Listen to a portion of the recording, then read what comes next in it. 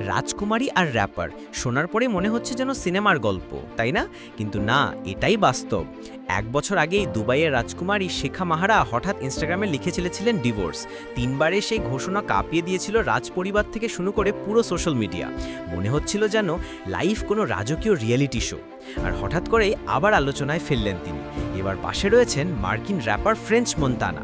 Dubai ভ্রমণ, Morocco trip, প্যারিসের লাভ lock ব্রিজে হাঁটাহাঁটি, প্রতিটা মুহূর্ত যেন সিনেমার মতো সাজানো ছিল। সবচেয়ে বড় ধাক্কাটা এলো প্যারিস ফ্যাশন উইক শেষে। ফ্রেঞ্চ মন্টানা ঘোষণা দিলেন তারা বাগদান সেরে ফেলেছেন। রাজকীয় আভিজাত্য আর হিপহপের গ্ল্যাম একসঙ্গে মিশে এখন ইন্টারনেট জ্বলছে তাদের নিয়েই। ডিভোর্স থেকে নতুন প্রেম আর এখন বাগদান। শেখা মাহারার জীবন যেন নেটফ্লিক্সের হাই ড্রামা সিরিজ। প্রশ্ন একটাই, এটা কি হতে যাচ্ছে বছরের সবচেয়ে গ্ল্যামারাস ওয়েডিং, নাকি সামনে লুকিয়ে আছে আরও কোনো অপ্রত্যাশিত টুইস্ট? আপনারা কি ভাবছেন?